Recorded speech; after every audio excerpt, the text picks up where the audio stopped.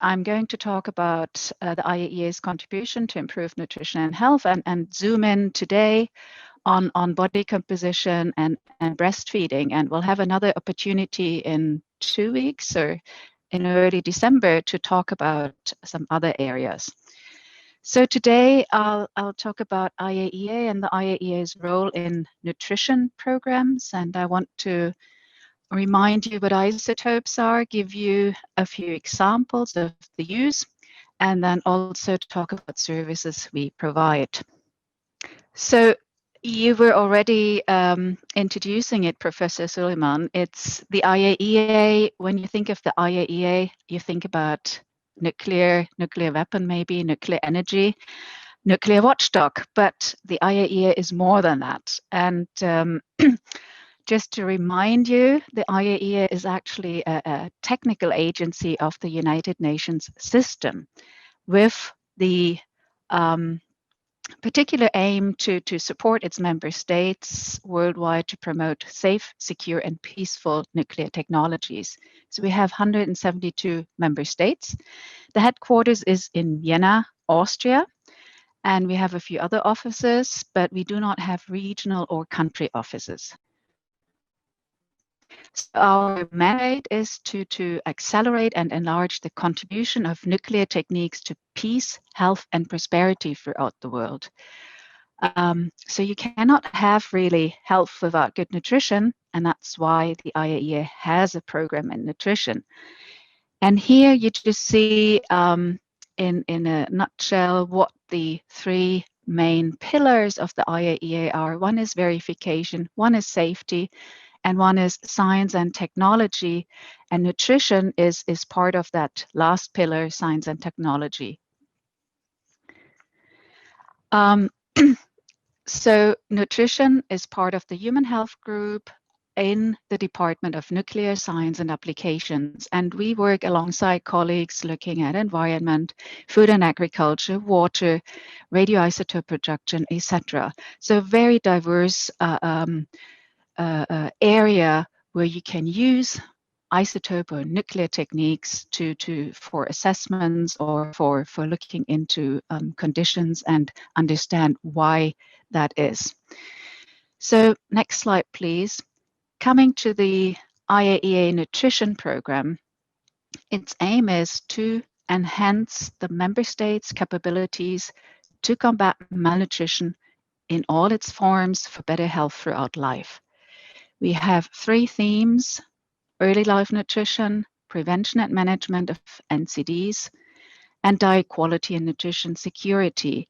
And just to remind you, we are very specific with the support we provide, and that's why we always seek to complement the work of the bigger players in the field of nutrition. We try to see where we can add value by encouraging the use of isotope techniques. So stable isotope techniques can be used to monitor and evaluate programs that are designed to promote optimal infant and young child feeding practices, or food fortification and supplementation interventions, or programs to prevent and treat moderate and severe malnutrition, to just name a few. But overall, when we look at what is needed to improve the nutrition situation in the world, so one is the implementation of such evidence-based interventions, but we also need to still improve the tools that we use for program evaluation, so that we are sure we needed to improve the nutrition situation globally. And one thing is to implement evidence-based interventions like the ones I've talked about. But then we also still need to work on improving the tools we're using for program evaluation, and we need to build more capacity to tackle malnutrition. And this is where the IAEA can help with and comes in. Better tools to obtain more accurate data using the isotopes, but we can also help with capacity building through our technical cooperation program. So if you think of a project cycle, where the stable isotope techniques can help is with need identification and then monitoring and evaluation. But before I move on, I would like to come back to the word isotopes, and you've heard it now a few times, and I would like to remind you what isotopes are. So each element has several isotopes, and those isotopes have the same amount of protons in the nucleus, but they have different number of neutrons, and therefore they have different atomic masses. So if we look at an example here, hydrogen. Hydrogen has three isotopes, protium, deuterium, and tritium.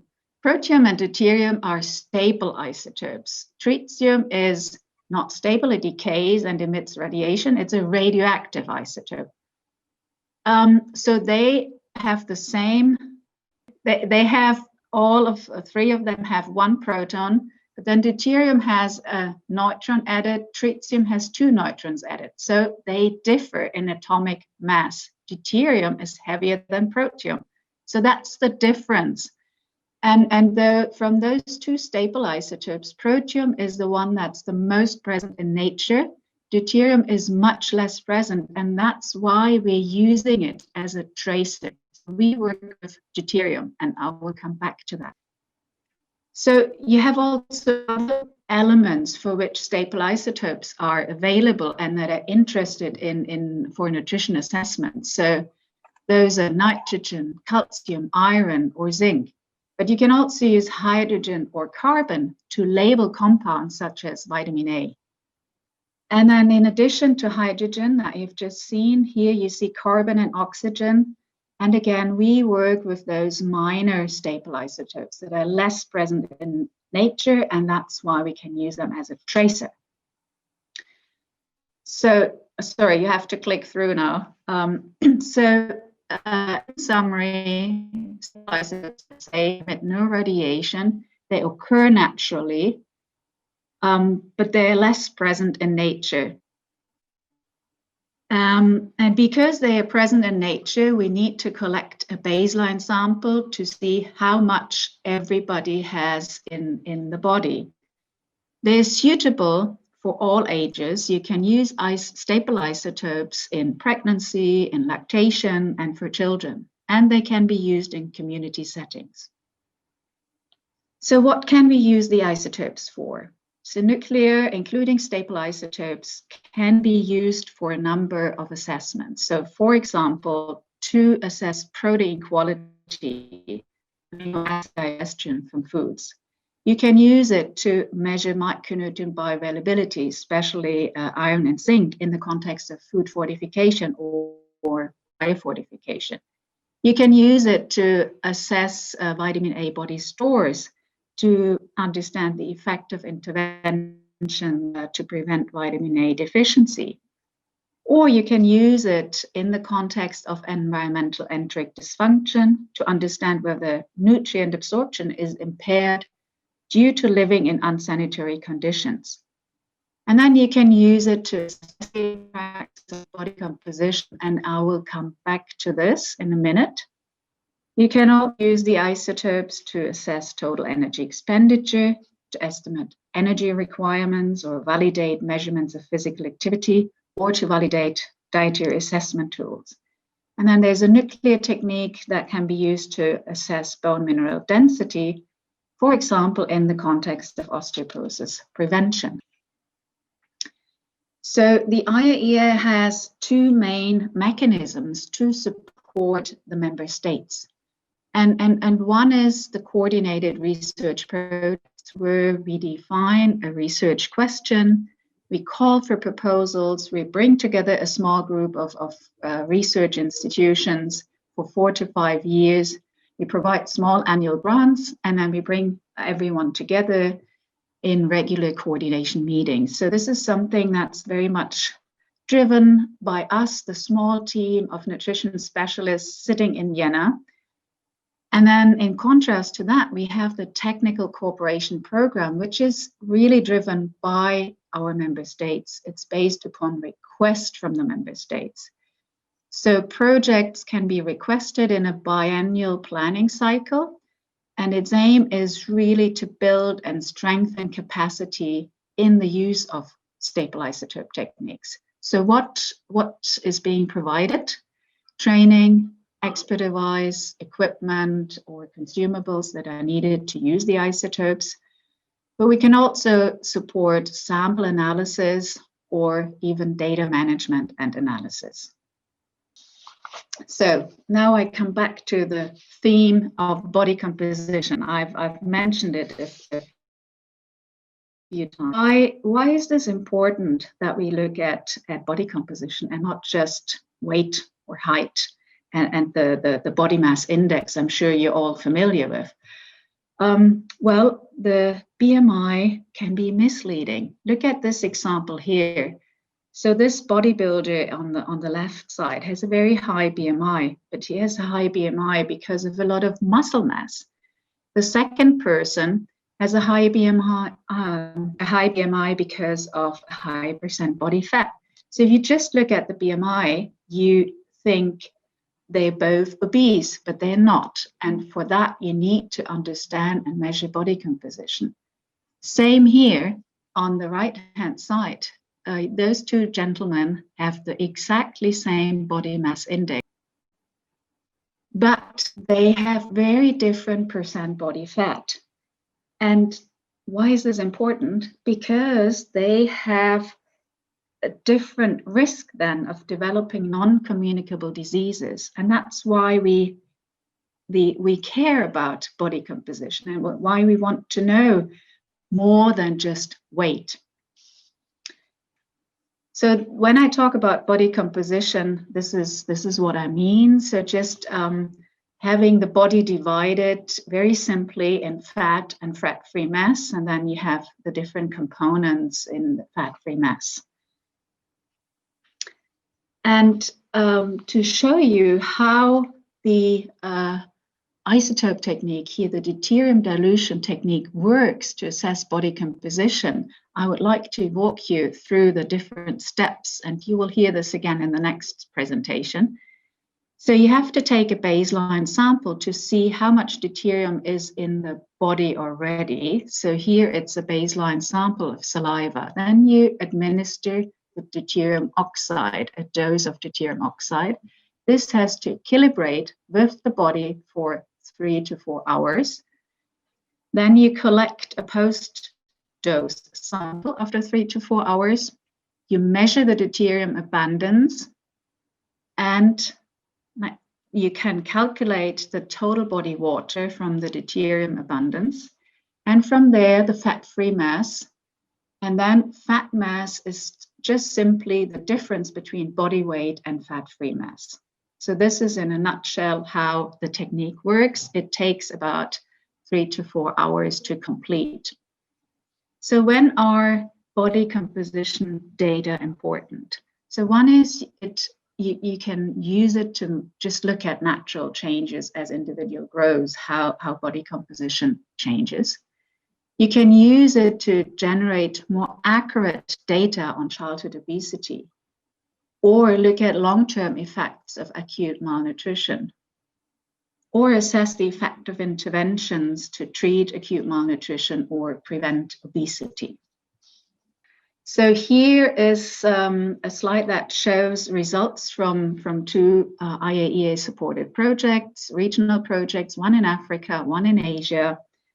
And it's just to illustrate again, like if you just look at measures of weight and height, and in this case here it's children, so BMI Z scores for age, you would sort of underestimate the prevalence of overweight and obesity than if you look at percent body fat, if you measure directly body fatness or adiposity, which you see here in the light green bar. So if we are using the BMI to identify our target group for interventions like the overweight and obese, we might underestimate that population because we are not directly measuring body fatness or adiposity. So again, that's why body composition is important. We have an ongoing research project that looks at the link between early life nutrition and later childhood health.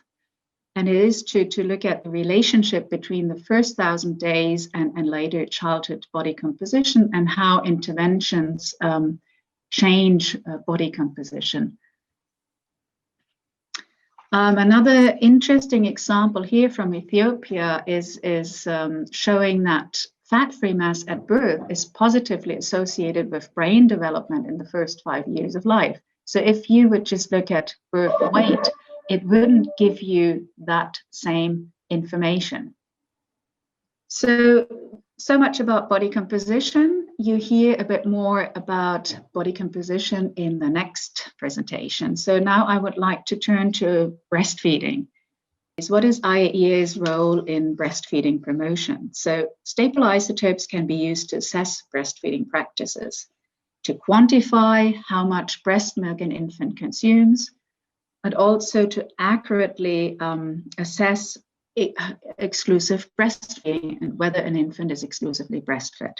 So isotope techniques can be used to assess the impact of interventions to promote optimal breastfeeding practices, and they can help to monitor progress of achieving the World Health Assembly target on exclusive breastfeeding. So here you see a number of studies that have been conducted in different countries. They compare exclusive breastfeeding in the first 6 months of life based on maternal recall data, which is the green bar here, and based on the use of the isotope technique, the deuterium oxide dose to mother technique, which are the purple bars. So exclusive breastfeeding rates are lower when the objective isotope technique is used compared to the maternal recall. You can also relate exclusive breastfeeding with body composition. So here's an example from South Africa. And results show that infants who were exclusively breastfed for 6 months had a higher percent fat-free mass at 12 months compared with infants who were not exclusively breastfed for 6 months. And here is a slide that shows the different amounts of breast milk consumed, and it's data from over 1,000 mother-baby pairs from Africa, Asia Pacific, and Latin America that we have compiled and used here. And you see, when you look at the amount of breast milk in grams per day, you see that this goes up during the first 6 months, but it gradually decreases here, the gray part of it, when you look at the amount expressed as gram per day per kilogram body weight. We also looked whether there are regional differences, and you can't really see any difference when the amount is expressed relative to the infant's body weight. So how does that method work? This is just, again, in a nutshell. You will hear more from the presentations based on Indonesian data. So mother consumes a dose of deuterium. The deuterium mixes with the mother's body water. The infant consumes the deuterium through the mother's milk, and then saliva samples are taken from the mother and the infant several times over a period of 2 weeks. The amount of deuterium is analyzed, and then the amount of breast milk consumed and the amount of water from sources other than breast milk is calculated.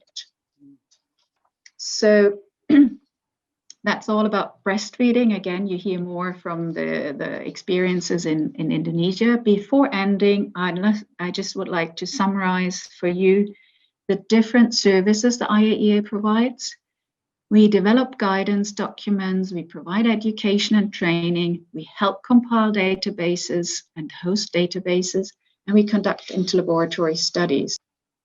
So here you have some of the guidance documents that we have prepared. There are 8 different ones on different isotopic techniques.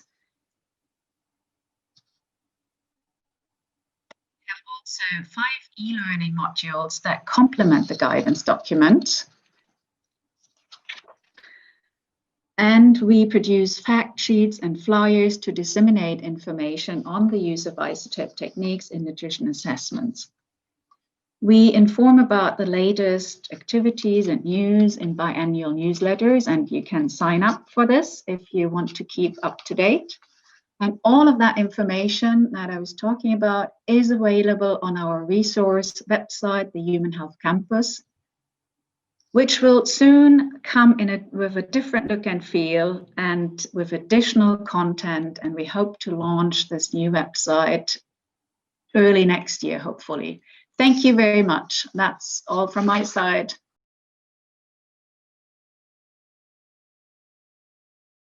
Thank you once again. I would like to thank the organizers for giving me this opportunity, and also Dr. Cornelia. Is this what I'm going to talk to you next for the next 20 minutes is actually a follow-up of what Dr. Cornelia had spoken, along with specific reference to body composition techniques in pregnancy and infancy. So now, before we start all this, why is body composition important, particularly in these age groups? This is because the first 1,000 days, which comprises of the 9 months of pregnancy and the first 2 years of an infant's life, is a critical period. It's a critical window where we can actually make changes which actually have a health effect later in life. Body composition changes during pregnancy are also associated with both maternal and health outcomes.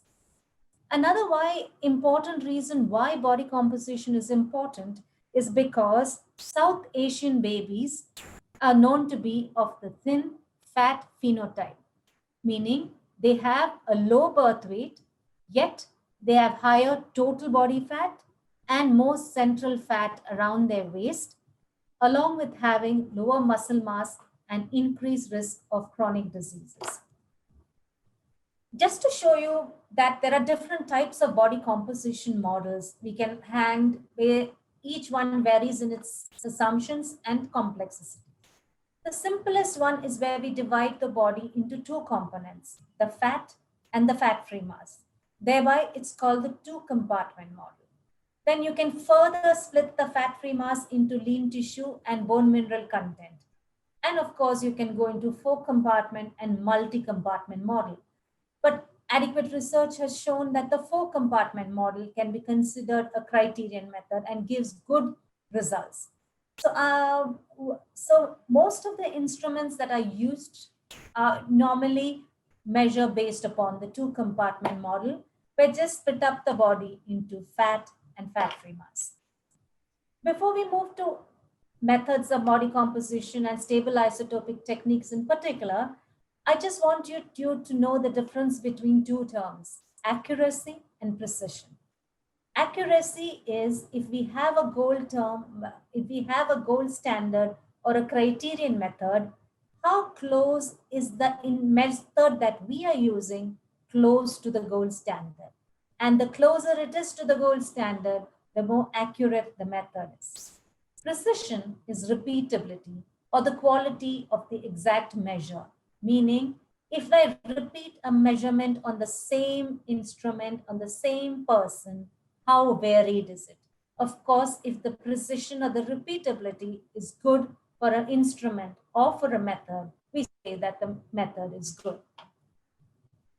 There are different types of methods of body, I'm sure you all are aware of, skin folds, stable isotopic techniques, which I'm going to go in detail, bioelectrical impurity,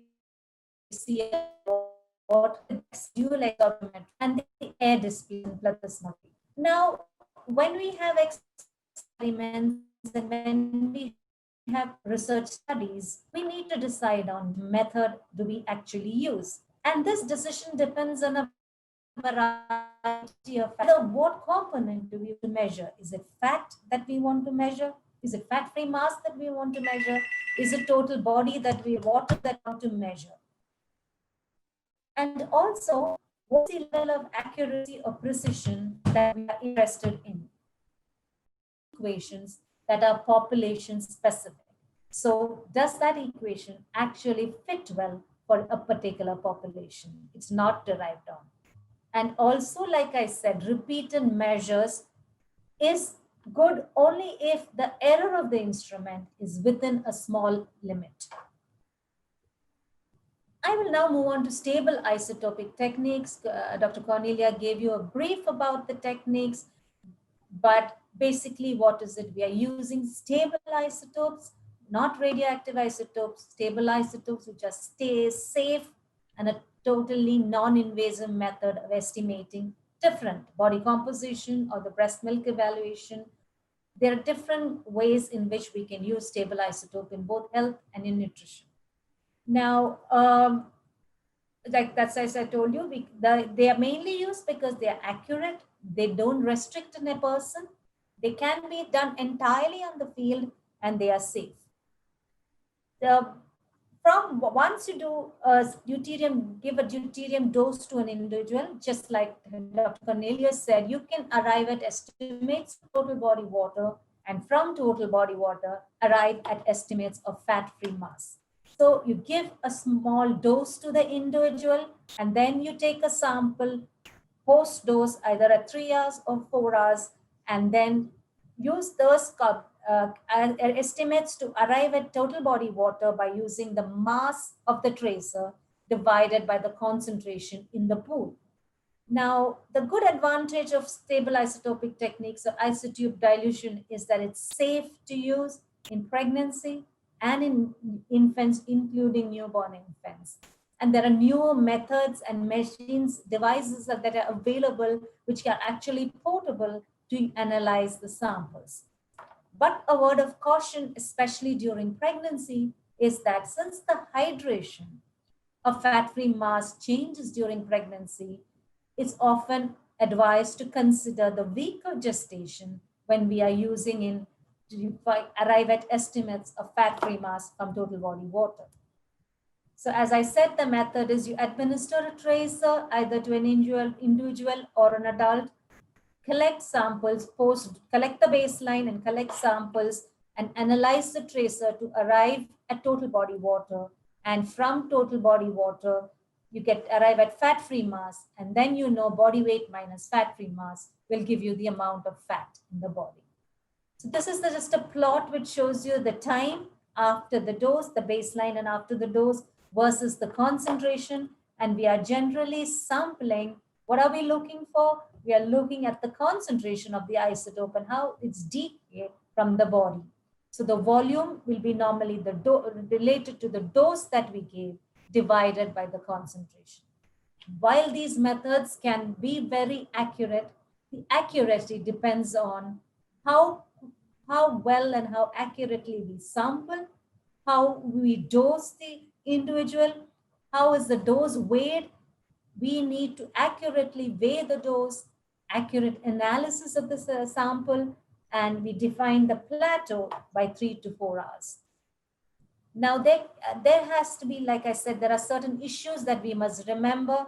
First and foremost, that value I told you, hydration factor, varies from 0.72 to 0.74. These are from small studies conducted on small number of individuals. Thereby, we need to use them with cautions. And we should remember that if we do not do primary measurements of weight, giving the dose properly, collecting the saliva samples properly or any sample properly, the error can be propagated and we can arrive at actually a large error for a method that is accurate.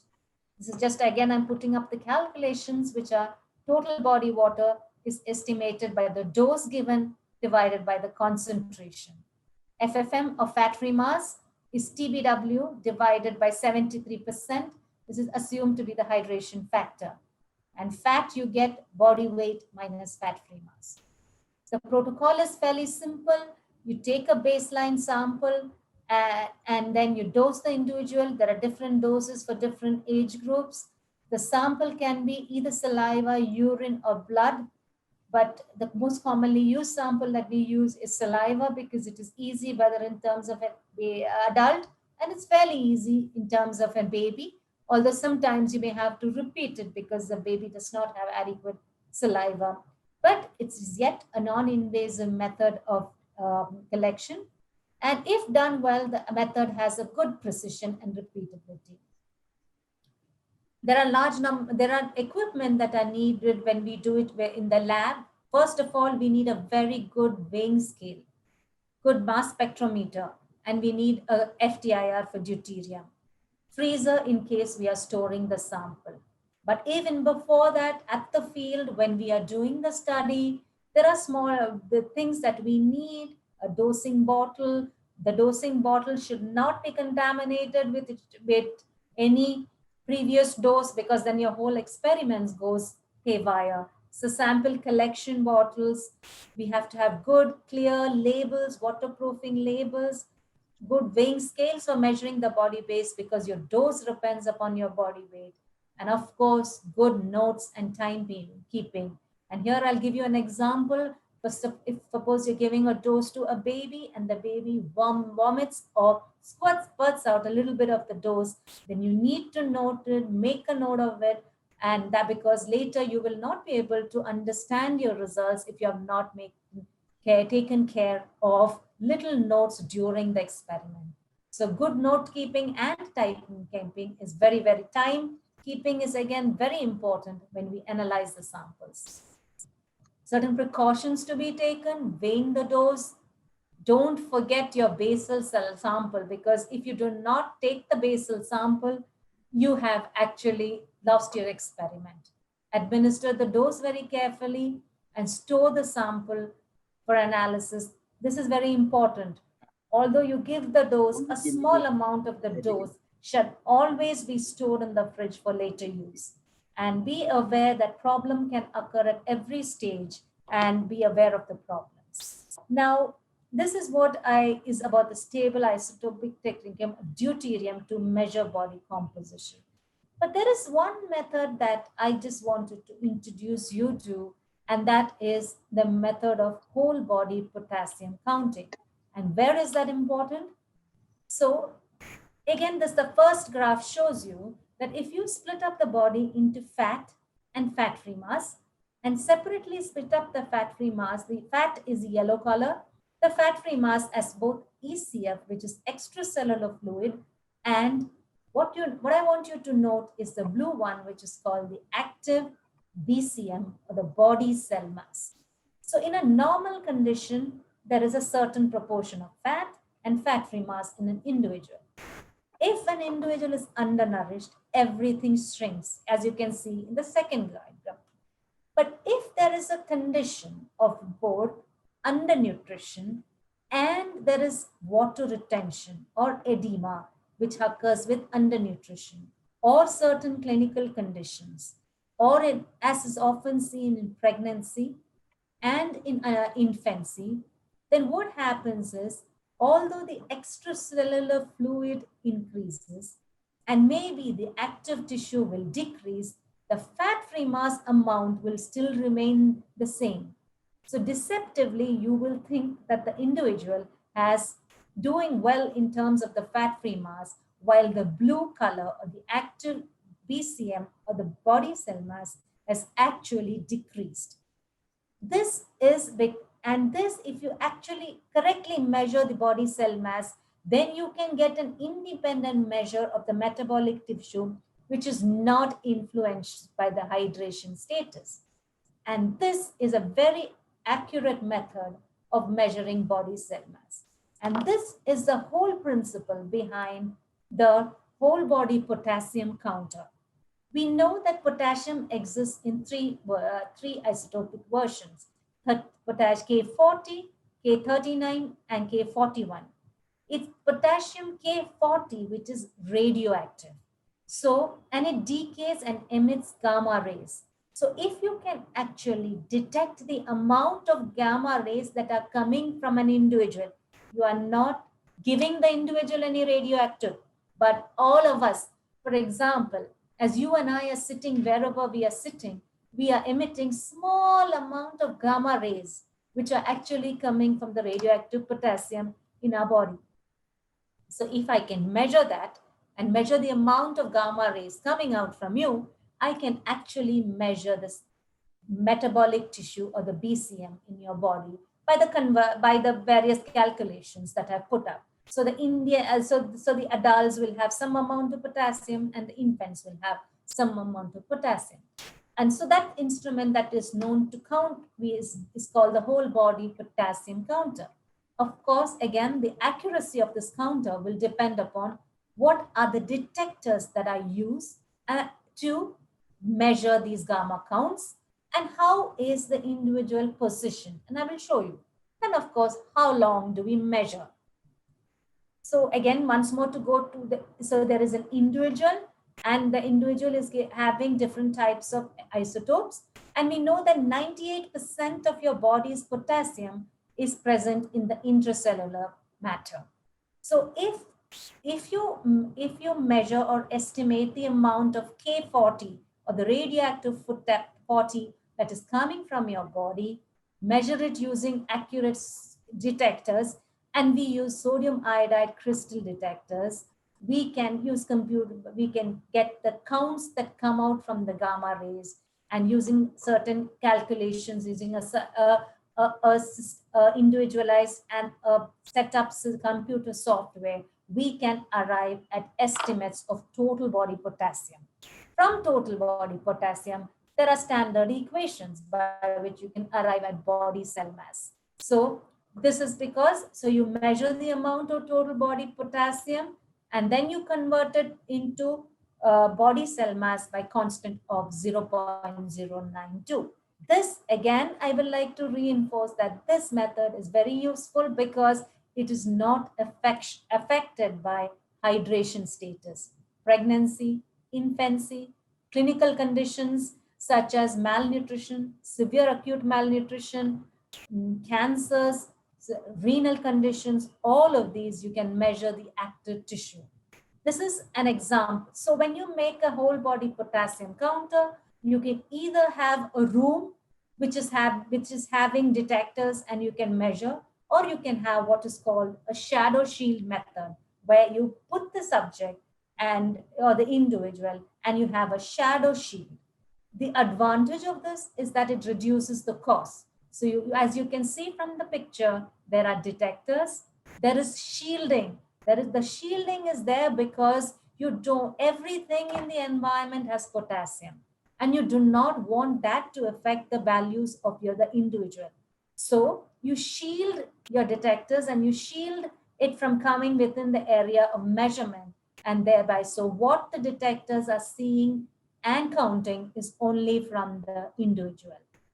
So this is the design that we had, a shadow shield design, where we have a movable bed and the person is measured in 3 sections.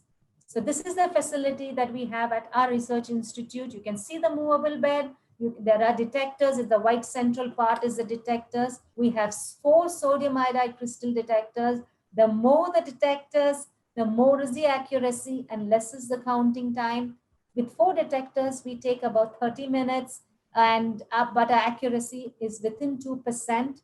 But if there have been sites where there are up to 16 detectors, but these are frightfully expensive detectors, and since we could afford only 4. So using this facility, we have actually measured pregnant women throughout their pregnancy and arrived at protein requirements, and based on the amount of BCM they accreted during pregnancy, arrived at protein requirements for Indian pregnant women. Right now, we are measuring the body cell mass of newborn infants.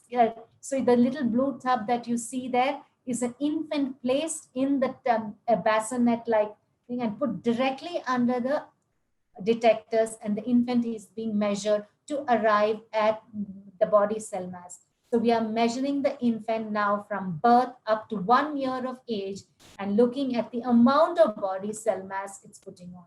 Right now it's observational, but we are looking at different interventions. We are also measuring children with cancer, with acute leukemia.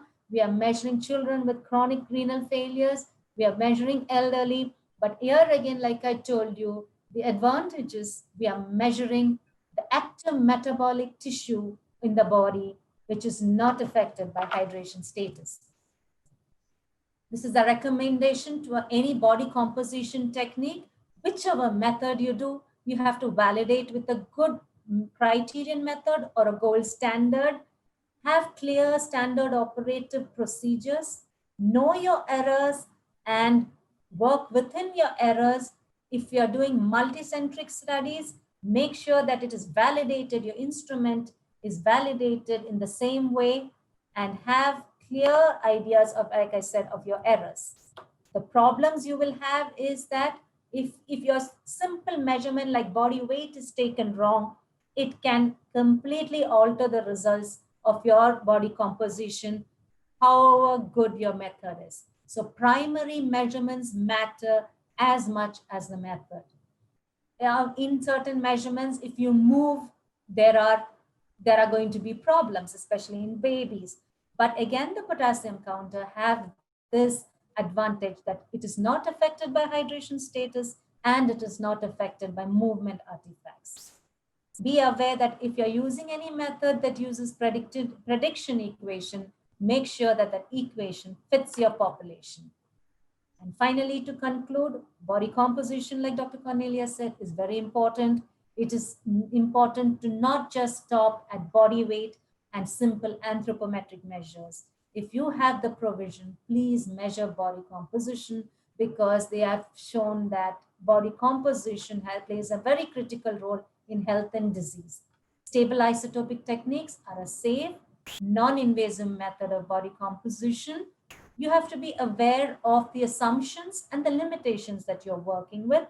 We do a lot of work with IAEA, and we are the IAEA Collaborating Center for Nutrition. We have been since 2010, and we are very happy to collaborate with IAEA and do stable isotopic techniques, not in body composition, in dose to mother technique, in breast milk evaluation, in micronutrient estimations, and it is a privilege to work with IAEA. And I would also like to say that, end by saying that body composition is critical when you're monitoring growth or even any health or clinical condition.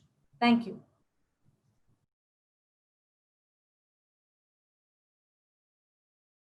Thank you, Chair Prof. Ahmad Sulaiman. Also, thank you to Professor Hardinsa and the committee. It's great pleasure for me to be invited to this symposium. Distinguished invited speaker, Dr. Cornelia, Professor Rebecca, Dr. Tetra, participants, ladies and gentlemen, good afternoon. My title of presentation is Assessment of Human Milk Intake by Breastfed Infant Using Deuterium oxide dose to mother technique in tumbuh kembang anak cohort Indonesia. This research was conducted in collaboration among National Nuclear Energy Agency of Indonesia, Batan, Ministry of Health, and IAEA in 2015-2017.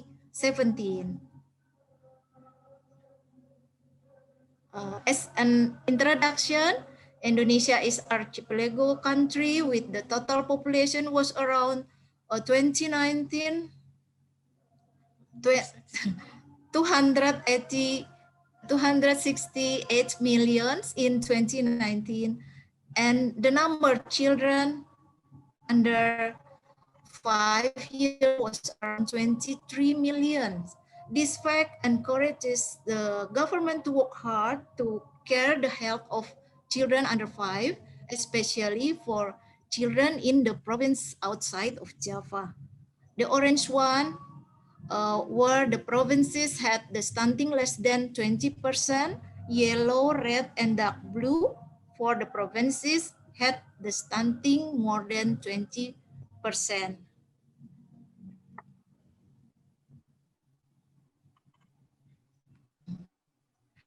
The result basic health research 2013, stunting children was 37%, and in 2018 was 30.8%. In this graph, so the underweight stunting wasting children from 2013 decreased to 27.6% in 2019. In at the right side, we can see the stunting prevalence of children under 5 years decrease in 2018. It is 32.8. For the children under 2 years, 29.9. This graph about exclusive breastfeed rates by province in Indonesia in 2017. Indonesia, the exclusive breastfeed, Indonesia value 61.6%, but there were still 19 provinces have the exclusive breast rate under 61%, including West Java, still 55.4. This is the table. I'm sorry. Stable isotope deuterium had been used by some country. There were 12 countries that had used deuterium oxide dilution technique to assess exclusive breastfeeding since 1986 to 27. This is their result.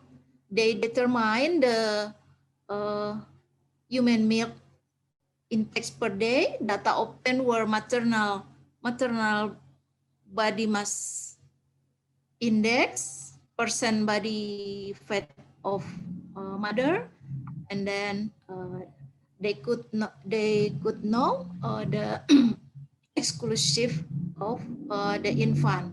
The weight of breast milk intake consumed by infant from 500, around 500 until 955. In the research project, in RAS from each country, including Indonesia, had been trained how to prepare the deuterium oxide and saliva sampling technique, etc. The target of subject numbers each country was 30 pairs, mother and infant from 3 and 6 months age who recruited from their birth. The objective of this research to measure human milk intake Indonesia infant during first 6 months to assess breastfeeding practice of mother, and our study design the human milk intake infant at 3 and 6 months according mother report of infant feeding. So using the deuterium oxide, we can determine the classification of the exclusive breastfeeding or predominant or partial breastfeeding of the infant. The study was approved by Ethical Review Committee of Ministry of Health, Jakarta, Indonesia. This the criteria of respondent, inclusion criteria, mother who exclusive breastfeeding, parity no more than 3, infant age 3 months plus minus 7 days, normal nutrition status, and the exclusion criteria, twin baby or more, low birth weight, less than 2.5 kilogram, baby with oedema, mother with blood retention disease, mother with smoking and drinking alcohol. The research activity, respondent requirement had been done in tumbuh kembang anak cohort in Bogor City, West Java, Indonesia. It was established in 2011. Research activity were socialization to respondent, anthropometry data collection, selection of respondents, there were 30 pairs mothers and infant aged 3 and 6 months, and then interview to the mother by using questionnaire. This to mother technique for assessing the human milk intake. The infant will get human milk from her or his mother. This figure show the curve. The concentration of deuterium oxide decrease. This from saliva mother. This the under curve from saliva infant. The mother deuterium in saliva mother decrease. In the saliva infant increase, and then this material and equipment, we got deuterium oxide and equipment from IEA, glove, syringe, tubes, etc. Saliva collection and isotope analysis. Pre-dose at first day, saliva sampling for baseline.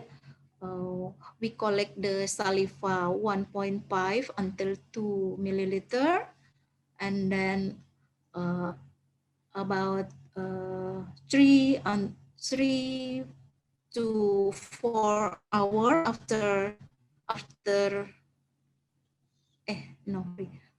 and then directly after base sampling, mother was given the 10 gram deuterium orally administered, and then 3 until 4 hour post dose, we to do the sampling saliva again, and then in the second day 3, 4, and then 13 for day. This the period 2 weeks for saliva sampling. And then deuterium stable in saliva analyzed using IRMS. Then the statistic had done in Excel spreadsheet from IAAA CRP. This is the photograph of saliva collection and deuterium administration. This is the weighing of deuterium oxide. And then this text saliva from infant, we using the cotton stick. Yeah, we have to be careful to don't hurt the baby mouth. And then from to mother also, we took the saliva using ball cotton ball. Was it is mother remove into the syringe and then press, and then we collect the saliva in the test tube, and then after take the baseline, we give the deuterium oxide 10 gram, and then the rinse twice. This deuterium oxide analysis using IRMS at St. John Research Institute, Bangalore, India. The office of Professor Rebecca. The preparation of saliva in tube. They put the platinum to reduction.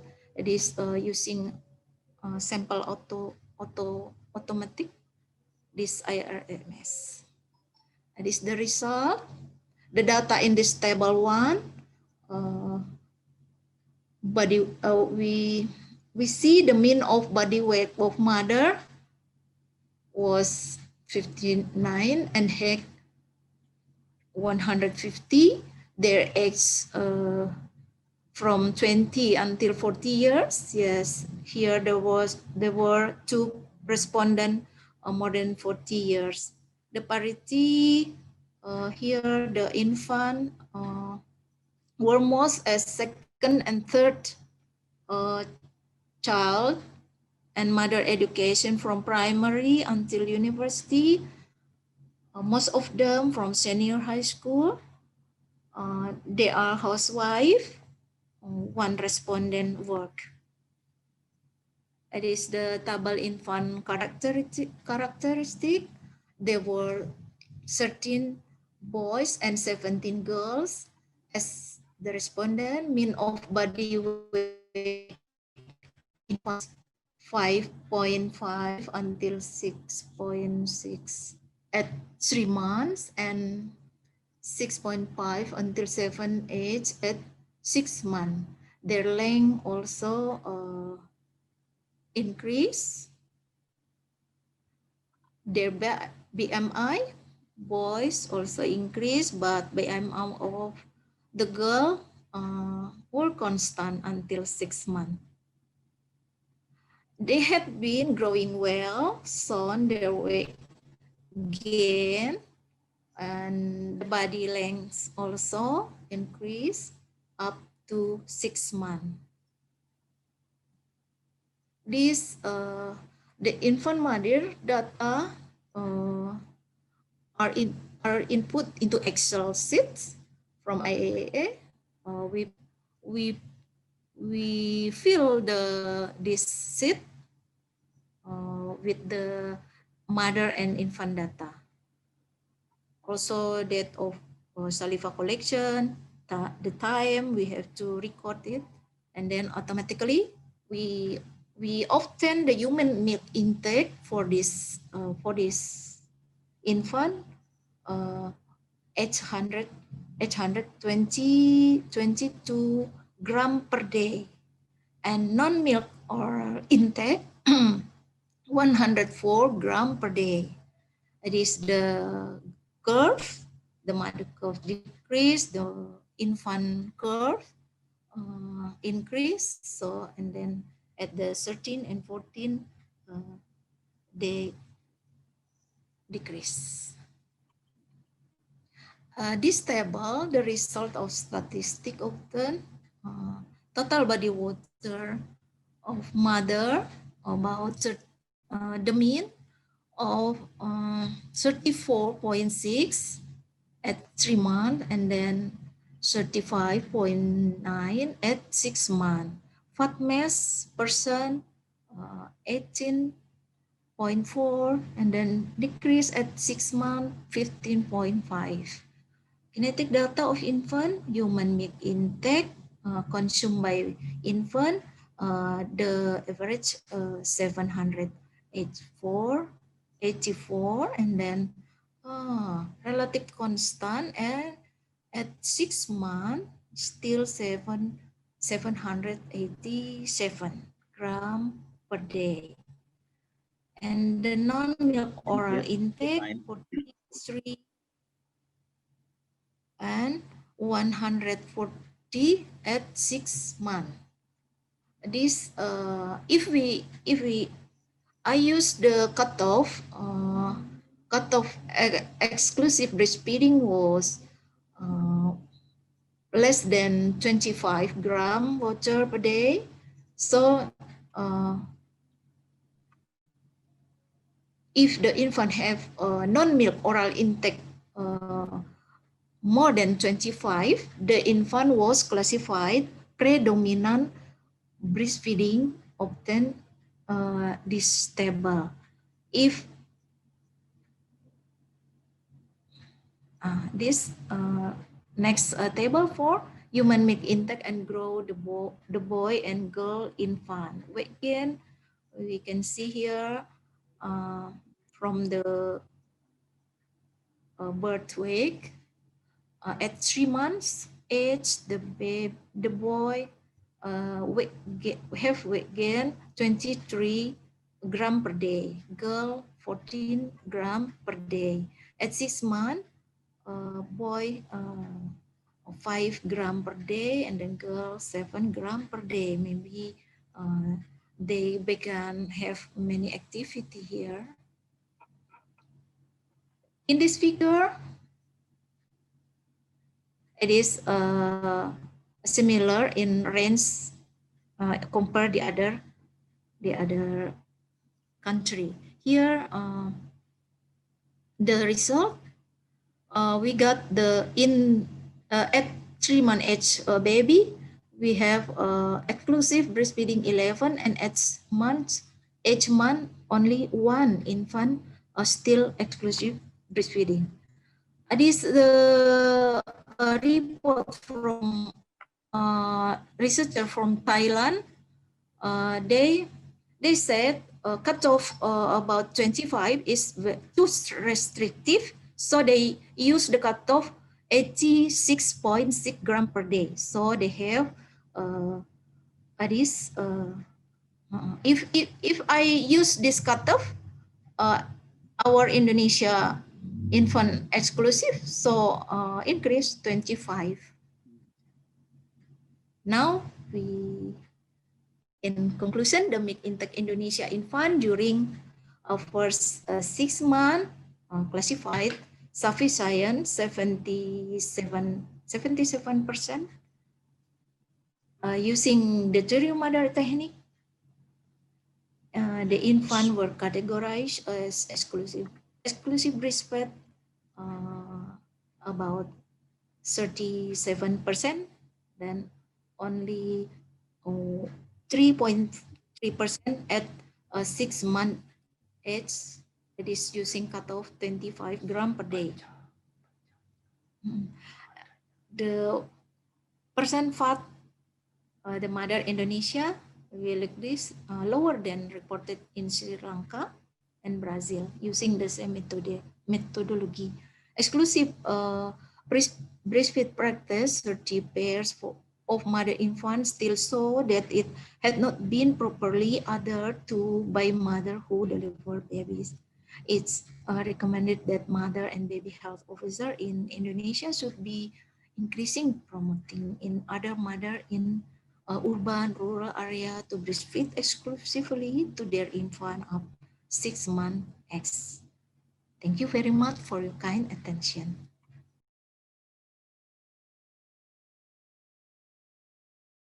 Thank you, Pak Sulaiman. Everybody can hear me? Yes. Okay. Good afternoon for everyone. I'm very happy to be here together with our colleague in nutrition to share our experience using stable isotope technique in nutrition area. I also say thank you to PERGIZI PANGAN and organizer that already give me an opportunity to invite us to participate in this webinar series. Today, I will present about the assessment of breast milk consumption by a stable isotope technique for improving breastfeeding practice and the policy. Let me share the screen. First of all, this is my presentation for today. Okay, I will continue my presentation. We already know about the definition of exclusive breastfeeding. It means we feeding babies with breast milk soon after birth until 6 months of age without any additional or replacement of food or drink. WSN and UNICEF also recommended to support exclusive breastfeeding by initiate early breastfeeding, or we call in Indonesia with IMD, the first hour after birth, and breastfeed exclusively by not feeding any other food or drink, including water. We also breastfeeding on babies' demands day and night, and never use or start away from giving bottle of milk as well as pacifier. The government of Indonesia also has issued several regulations on exclusive breastfeeding.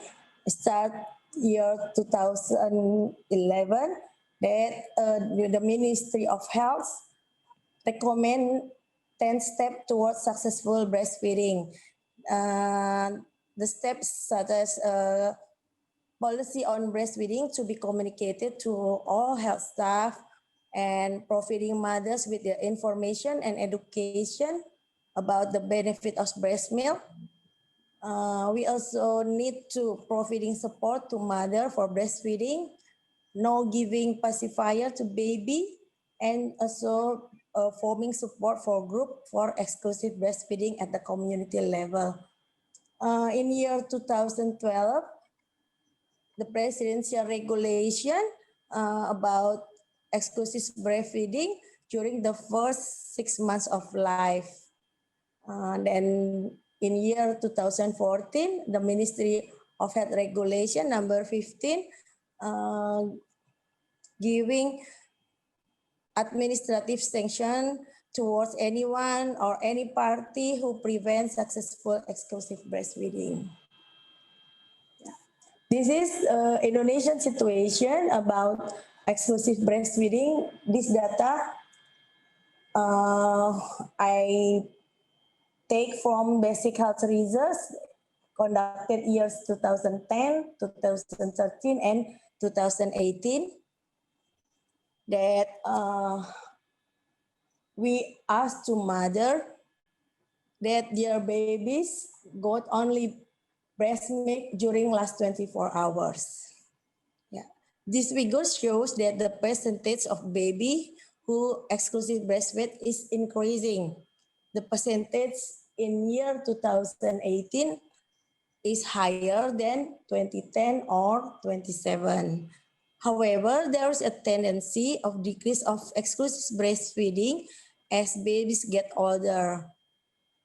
This trend was shown in survey in all years 2010, 2013, or 2018.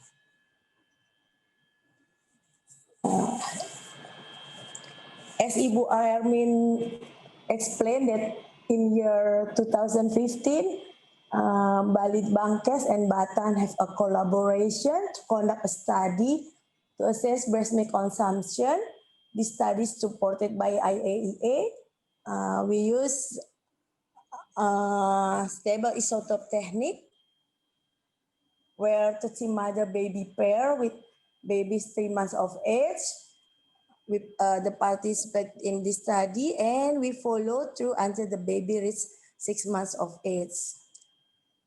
How the measurement was done has been explained by Ibu Ermin, so I don't need to repeat that.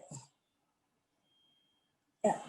This is the result from the study. We found that the breast milk consumption when the babies are 3 months old is not different from the time when the babies reach 6 months of old. We can look at this graph, but the breast milk quantity is 784 gram per day, ml per day. When the babies reach 6 months, the consumption is 787 ml per day. We can say the consumption almost the same quantity at 3 months of age and 6 months of age. Using stable isotope, we can know how much consumption comes from non-breast milk. During this study, we found consumption non-breast milk, the average 43 ml per day at 3 months of age and increased to 140 ml per day when they were 6 months old.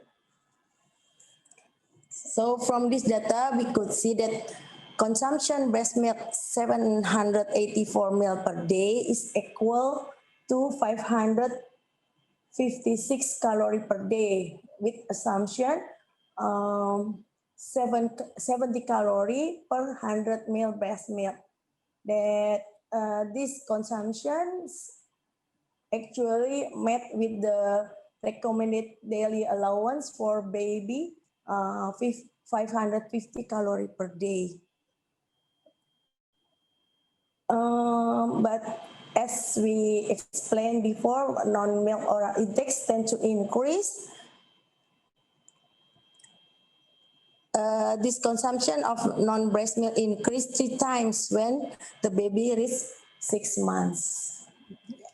Using stable isotope techniques, we have the benefit because we being able to calculate the quantitative consumption of breast milk, and then we can calculate the nutrition content based on nutrition composition of breast milk, and then we can compare to the needs of baby based on RDA.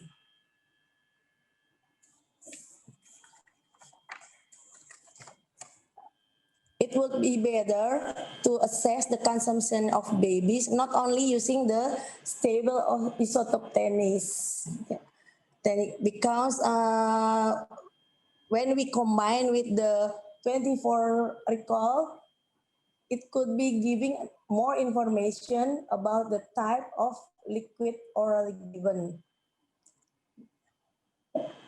This information could become the basis for developing educational material, not for parents, but for other family members. As described by Ibu Katrin, the role of isotope technique to assess do mother give breastfeed exclusively to the baby. If we found that a lot of non-milk oral intake, so we need to accompany with other technique like focus group discussion or in-depth interview that we can understand the barrier or constraint for exclusive breastfeeding practice from the mother. This activity is important when we develop the strategy, we develop a strategy or we develop a project to improve exclusive breastfeeding coverage at community level. Yeah. For the last, let us remember that stable isotope technique is to objectively measure the breast milk consumption if the babies have exclusive breastfeed. Other methods like 24-hour recall, in-depth interview, or focus group discussion are needed to improve breastfeeding practice or to provide support for mother for increasing this important practice during the first 6 months of life. Okay, thank you. Maybe that is our presentation.